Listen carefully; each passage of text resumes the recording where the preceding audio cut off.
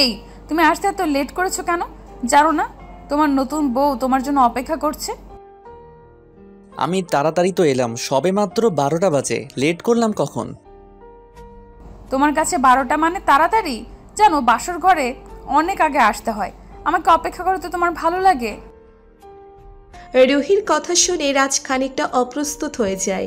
বাসর রাতে কত তাড়াতাড়ি আসতে হয় বা এসে কি করতে হয় সে সম্পর্কে রাজের তেমন কোনো ধারণা নেই। রাজ নিজের বন্ধুদের সাথে আড্ডা দিয়ে বাসর ঘর এসেছে। রাজ রুহির কথা শুনে অপ্রস্তুত হয়েছে, কারণ রাজ জানত মেয়েরা লজ্জাবতী হয়ে থাকে, লজ্জাই তাদের ভূষণ। তবে রুহির কথাগুলোতে তো বেশ ভালোই প্রকাশ পাচ্ছে রুহির মাঝে লজ্জার ছিটে ফোটাও নেই। রাজ একটা ঢোক গিলে নিয়ে রুহির দিকে হাঁ হয়ে তাকিয়ে আছে। রুহির রাজকে এমন হাঁ হয়ে থাকতে দেখে কৌতূহলী কণ্ঠে রাজকে উদ্দেশ্য করে বলে উঠল, এমন হা হয়ে আছো কেন? আমায় বুঝি তোমার পছন্দ হয়নি? আমার সাজ কি ভালো লাগেনি তোমার? এই না না, স্বাস্থ্য ঠিক আছে, তবে নৈতিকতার অভাব আছে মনে হচ্ছে। নৈতিকতার অভাব মানে? আমার মাঝে তুমি অনৈতিক কি দেখেছো? অনৈতিক বলতে আমার কথাটা ভুলভাবে নিও না। তোমার সাথে আমার প্রথম দেখা হবার পর সালাম দিতে হয়, এটা কি ভুলে গিয়েছো? তুমি আমার সাথে মানে কি বুঝতে পারলাম না তো। আর এখানে অনৈতিকতার কি আছে? আসলে আমি বলতে চাইছি, স্বামীকে স্ত্রী সম্মান করে, তাই না? তুমিও তো আমার স্ত্রী, আমায় দেখে সালাম দেওয়ার কি উচিত ছিল না তোমার? ও আচ্ছা, আমি সালাম দেইনি বলে তুমি এই কথাটা বলেছো? মানে আমি তোমায় সালাম দিলে তোমার সেটা ভালো লাগতো? সালাম দেয়াটা তো সুন্নত, আর আমি সুন্নত কাজ আদায় করব না? তাছাড়া সালাম অর্থ শান্তি, তুমি আমার শান্তি চাও না? একদম চাই না ওসব সালাম দেওয়া, লজ্জা পাওয়া, পা ধরে কান্নাকাটি করা, এসব আমার দ্বারা হবে না। রুহির এই কথাটা যেন সজোরে এসে রাজের বুকে একটা ধাক্কা দিল। রাজ নিজের কানকে বিশ্বাস করতে পারছে না, এ কোন রুহি? রাজ আর রুহির লাভ ম্যারেজ হয়েছে। তাদের বিয়ের আগে প্রায় 3 বছরের প্রেমের সম্পর্ক ছিল। এই প্রেমের সম্পর্কের মাঝে তো রুহি রাজকে সবসময় সম্মান করত, ভালো করে কথা বলতো। তবে আজ রুহি এমন আচরণ করছে কেন? রাজ কিছুই বুঝতে পারছে না। রাজ রুহির দিকে আবারও হাঁ করে থাকতে দেখে এবার রুহি খানিকটা বিরক্ত হলো। রুহি বিরক্তির কণ্ঠে রাজকে উদ্দেশ্য করে বলতে লাগলো, লে আবারও আমার দিকে হা করে তাকিয়ে আছে। বলি এমনিই তো এসেছো লেট করে, এখন যদি হা করে দাঁড়িয়ে থাকো তবে আসল কাজ হবে কখন? রুহি, তোমার কি হয়েছে বলবে আমায়? সারা দিনের ধকলের কারণে কি তোমার শরীর খারাপ লাগছে? ও মা, আমার শরীর আবার খারাপ লাগতে যাবে কেন? আমি তো একদম ঠিক আছি, ফিট আছি, আমার কিছু হয়নি। যদি তোমার কিছু না হয়ে থাকে তো তোমার কথাবার্তা এমন হয়ে গেছে কেন? তোমার কথাগুলো শুনে আমার মাথা ঘুরছে রুহি। লেবু শরবত খাবে?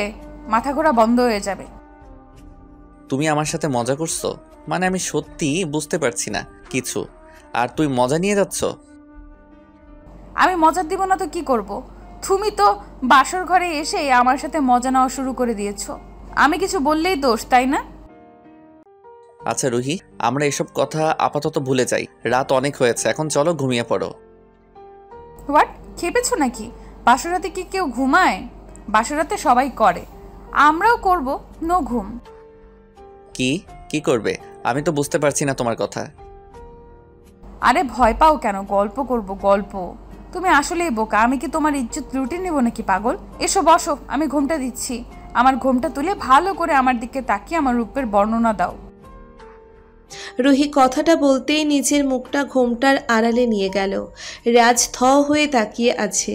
রাজের কাছে মনে হচ্ছে হয়তো সে ঘুমিয়ে আছে, আর এটা কোনো স্বপ্ন। কারণ এতদিনের ভালোবাসার সম্পর্কে আবদ্ধ থাকার পর রাজ রুহিকে বেশ ভালোই চিনতে পেরেছে। রুহি অনেক শান্ত একটা মেয়ে, কখনো কোনো ধরনের চঞ্চলতা তার মাঝে প্রকাশ পায়নি। তবে আজ যে কেন রুহি এমন করছে কিছুই রাজের বোধগম্য হচ্ছে না। রাজ রুহির দিকে তাকিয়ে আছে আর দেখছে রুহি কি করতে পারে। রুহি এতক্ষণ রাজের সাথে কথা বলার সময় ঘোমটা দেয়নি মুখে, তবে এখন নিজেই ঘোমটা টেনে নিয়ে রাজের অপেক্ষায় বসে পড়েছে। রাজের এসব দৃশ্য দেখে মাথাটা ভন ভন করে ঘুরছে। রাজ বুঝতে পারছে না তার শান্ত স্ত্রী হঠাৎ করে এমন আচরণ কেন করছে। রাজ রুহির পাশে বসে রুহির মুখের উপর থেকে ঘোমটা তুলে দিল। রুহি মেকি লজ্জা ভাব নিয়ে রাজের দিকে তাকাতেই রাজ রুহিকে উদ্দেশ্য করে বলে উঠল, বাহ, তোমার তো আজ চমৎকার সুন্দরী লাগছে, অসাধারণ হয়েছে একদম। তোমার জন্যই তো সেজেছি এই ভিন্ন রূপে। এসব কিছুর কারণ শুধুমাত্র তুমি। জি, এখন এক কাজ করো, শাড়িটা চেঞ্জ করে নাও। এত ভারী শাড়ি পরে থাকতে তো তোমার মনে হয় কষ্ট হচ্ছে। জি, আমার তো কষ্ট হচ্ছে। তুমি একটু কষ্ট করে শাড়িটা চেঞ্জ করে দাও না। এই কি সব কথা বলছো তুমি? আমি তোমার শাড়ি কি করে চেঞ্জ করব? আমি পারবো না কিছু করতে। তুমি না পারলে কে পারবে শুনি? যেটা বলেছি সেটাই করো, আমার মাথা গরম করিও না। রুহি, আমি শিওর তোমার মাথাটা পুরো গেছে, তা না হলে এমন উল্টাপাল্টা কথা তুমি কি বলতে পারতে? আমার মাথা তো অনেক আগেই গেছে। আর স্বামীর কাছে আমার আবদার থাকবে না তো কার কাছে থাকবে শুনি? তুমি আমার আবদার রাখবে কি রাখবে না সেটা বলো। আমি সত্যি এখন চলে যাব? মানে আমায় এখন ফোর্স করা হচ্ছে? আমি আর এখানে এক দ্বন্দ্ব বসবো না।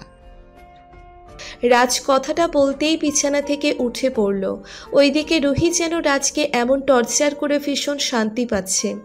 রুহির প্রচণ্ড হাসি আসছে রাজের এমন কাণ্ড দেখে। তবে এখন হাসা বারণ, এখন হাসি দিলে সব শেষ হয়ে যাবে। রাজ বিছানা থেকে উঠে পড়তেই রুহি দুম করে রাজের হাত ধরে ফেলল। রাজের হাত ধরে রুহি একটা হ্যাঁচকা টান দিয়ে রাজকে নিচের দিকে টান দিল। রুহির এমন হ্যাঁচকা টানে রাজ দাঁড়িয়ে থাকতে পারল না, আবারও নিজের জায়গায় ধপাস করে বসে পড়ল। রাজ নিজের জায়গায় বসে পড়তেই রুহি ভ্রুকুচকে রাজকে উদ্দেশ্য করে বলতে লাগলো, এমন করে কেউ নতুন বউয়ের সাথে? তোমার মধ্যে কি মায়া দয়া ভালোবাসা বলতে কিছুই নেই? আমার মধ্যে সব কিছুই আছে, তবে প্রকাশ করতে পারছি না যেন কিছুই। কেন প্রকাশ করতে পারছো না? আমি কি তোমার স্ত্রী না? আমার কাছে সবটা প্রকাশ না করলে কার কাছে করবে? রুহি, সত্যি করে বলো তো, এমন কেন করছো তুমি? কি হয়েছে তোমার? সেটা তো জানি না, তবে এইটুকু জানি আমি তোমার ভালোবাসার প্রেমে আসক্ত হয়ে গেছি। আমার আরো বেশি ভালোবাসা চাই। রুহি কথাটা বলতেই নিজের কাঁধের উপর থেকে শাড়ির আঁচলটা সরিয়ে ফেলল। রাজ রুহির দিকেই তাকিয়ে আছে। রুহি নিজের বুকের উপর থেকে শাড়ির আঁচলটা সরিয়ে ফেলতেই রাজ রুহির ওই বুকের দিকে তাকালো। রুহি রাজের চোখের দিকে এক নেশাক্ত দৃষ্টিতে তাকিয়ে আছে। মনে হচ্ছে তার মাথার মন আজ এক বিন্দুতে আছে। রাজ রুহির দিকে কিঞ্চিত এগিয়ে গেল। রুহির দিকে রাজ একটু এগিয়ে আসতেই রুহি নিজের দুহাত দুদিকে দিয়ে রাজকে নিজের বুকে ডাকতে লাগলো। ভালোবাসার প্রিয় মানুষটির এই ডাককে রাজ কোনোভাবেই নজর আন্দাজ করতে পারছে না।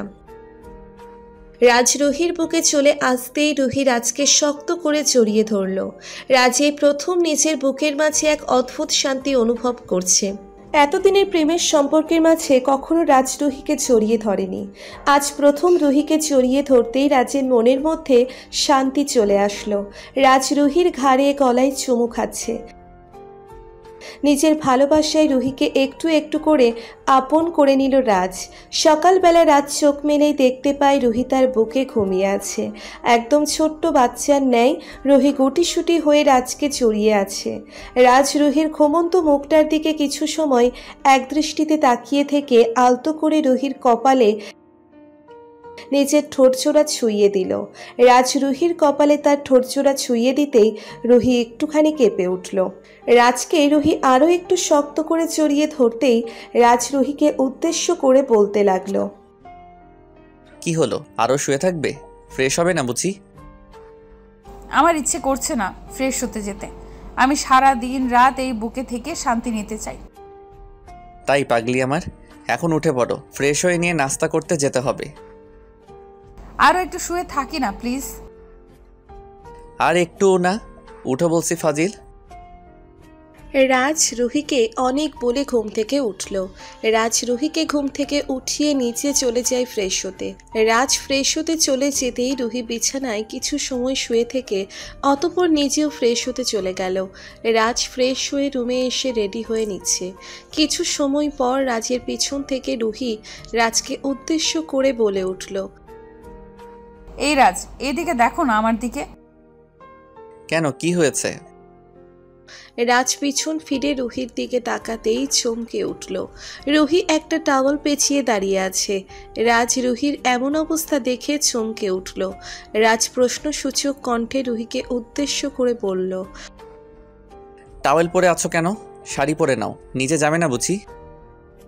তোমার মাথার কি সব তার ছিঁড়ে গেছে? জানো না আমি শাড়ি পরতে পারি না? আমি কি করে শাড়ি পরবো? শাড়ি পরতে পারো না মানে? এত বড় হয়ে গেছো এখনো এটা পরতে পারো না? পারি না তো কি করব? তুমি নিচে যাও, আমি এখানেই থাকছি, ঠিক আছে? এটা কোনো কথা হলো? মানে আমি নিচে যাব একা আর তুমি এখানে বসে থাকবে? আর কোনো কাজ নেই? ওয়েট, আমি কাউকে বলে দিচ্ছি তোমায় শাড়ি পরিয়ে দিতে। কাউকে কিছু বলতে হবে না। আমি তো আর সেই সৌভাগ্যে নেই যে কেউ এসে আদর করে শাড়ি পরিয়ে দিবে আমায়। আমার শাড়ি আমাকেই পরতে হবে। সেটাই তো বলছি, অন্য কাউকে বলছি তোমায় শাড়ি পরিয়ে দিতে, ঠিক আছে তো? না, ঠিক নেই, তুমি পরিয়ে দাও। আর কাউকে পরিয়ে দিতে হবে না। আমি কি করে পরিয়ে দিব? আমি তো পারি না পরাতে। তুমি ঠিক পারো। আমি বলেছি বলে পরিয়ে দিতে চাইছো না, এটাই হচ্ছে কথা। ঠিক আছে, পরিয়ে দিও না, আমি এমন করেই বসে থাকি। রুহি কথাটা বলতেই রাগ করে গাল ফুলিয়ে বসে থাকলো। রাজ রুহির দিকে তাকিয়ে মুচকি মুচকি হাসছে। রুহির এমন বায়না শুনে রাজ আর কি করবে? তাছাড়া রুহি সব সময় এমনটাই করে। রুহির সব কিছুতেই রাজকে চায়। রাজ টেবিলের উপর থেকে রুহির শাড়িটা নিয়ে রুহির দিকে এগিয়ে এলো।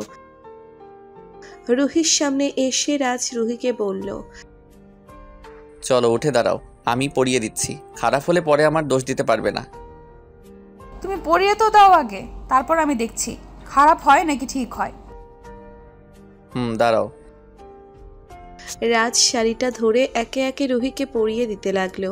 রুহি নিজের শাড়ি পরতে পারে না, তাই রাজের থেকে হেল্প নিচ্ছে। কিন্তু রাজ ভয় পাচ্ছে এটা বিষয় নিয়ে যে রুহির শরীরে যদি রাজের স্পর্শ লেগে যায় তখন তো রুহি অন্য কিছু মনে করবে। রাজ খুব চিন্তায় আছে। তবে নিজেকে শান্ত করে রাজ ভাবল যা হবে হবে, এখন কাজটা ঠিক করতে হবে। রাজ রুহিকে শাড়ি পরিয়ে দিল। শাড়ির কুচি ঠিক করে দিয়ে রুহির নাভির নিচে গুজে দিতে নিতেই আচমকা রুহির নাভির সাথে রাজের হাতের স্পর্শ লেগে যায়। আচমকা রাজের হাতের স্পর্শ পেতেই রুহির চোখ জোড়া বন্ধ হয়ে যায়। রুহি চোখ বন্ধ করে রাজের চুলের উপর নিজের হাত রেখে রাজের চুল খামচে ধরল। রাজ রুহির এমন কাজ দেখে রুহির দিকে তাকিয়ে প্রশ্নসূচক কণ্ঠে রুহিকে উদ্দেশ্য করে বলল, কি হয়েছে, এমন করছো কেন? জানি না, তুমি আমার নাভিতে স্পর্শ করলে কেন? তো কুচি গুজে দিতে গেলে তো স্পর্শ লাগবেই, তাই না? আমি তো আর ইচ্ছে করে কিছু করিনি। তাই নাকি? আমি তোমায় হাড়ে হাড়ে চিনি, তুমি ইচ্ছে করে এমন করেছো। তাই নাকি? আচ্ছা, তাহলে নিজেই পরে নিতে, আমি তাহলে আর কিছুই করতাম না। নিজে পড়তে পারলে কি আর তোমায় বলতাম নাকি? পারি না দেখেই বলেছি। এখন এই না আবার কুচি খুলে দিলাম, এখন ঠিক করে আবার গুজে দাও। রুহি কথাটা বলতেই নিজের শাড়ির কুচি খুলে ফেলল। রুহির শাড়ির কুচি খুলে ফেলতেই রাজ রুহির দিকে একটু কৌতূহলে তাকালো। মেয়েটা আসলে কি করতে চাইছে কিছু যেন রাজ বুঝতে পারছে না। রুহি কুচি খুলে দিতেই রাজ আবারও কুচি ঠিক করতে লাগলো। এবার রাজ কুচি ঠিক করতে করতে আচমকা রাজের চোখ পড়ল রুহির নাভির দিকে। নিজের অজান্তেই রাজ এক দৃষ্টিতে রুহির পেটের নাভির দিকে তাকিয়ে আছে। নিজের মনের মধ্যে একটা অদ্ভুত অনুভূতি কাজ করে উঠল তার। রাজ রুহির কুচি ঠিক করায় মনোযোগ না দিয়ে রুহির নাভির দিকে তাকিয়ে সেই দিকে মনোযোগ দিচ্ছে রুহি। রাজের এমন চাহনি দেখছে মুচকি হেসে রাজকে বলে, এমন করে কি দেখছো? আমার লজ্জা লাগছে, তাড়াতাড়ি করো। করছি গো। রাজ কথাটা শেষ করতেই রুহির কোমর জড়িয়ে ধরে রুহির নাভিতে নিজের ঠোঁট জোড়ায় স্পর্শ করিয়ে একটা গভীর চুমু খেলো। রাজের ঠোঁটের স্পর্শে রুহির সারা শরীর কেঁপে উঠল। রুহি চোখ বন্ধ করে রাজের চুলগুলো চেপে ধরে রাজের মাথাটা নিজের নাভির সাথে চেপে ধরল। রাজ পরম আবেশে রুহির নাভিতে আদর করে দিল। সত্যি স্বামী স্ত্রীর ভালোবাসার মতো পবিত্র ভালোবাসা আর কিছু হতে পারে না। রাজ রুহিকে আদর করে দিয়ে শাড়িটা পরিয়ে দিল রুহিকে। অতঃপর আর কি, রুহিকে নিয়ে নিচে চলে গেল রাজ। পরিবর্তন একটা সময় সবার মধ্যে আসে। রুহি যেমন আজ আর আগের মতো নেই, রুহির সব কিছুতেই পরিবর্তন হয়েছে। ঠিক তেমন করে সকলেরও সবকিছু একটা সময় পর পরিবর্তন হয়। ভালোবাসা এমন কটা জিনিস যেটাকে পরিবর্তন করা যায় না। ভালোবাসা সব সময় এক থাকে। বেঁচে থাকুক ভালোবাসা। রাজ রুহির জন্য দোয়া করবেন, তারা যেন সব সময় ভালো থাকে আর ভালোবাসায় থাকতে পারে।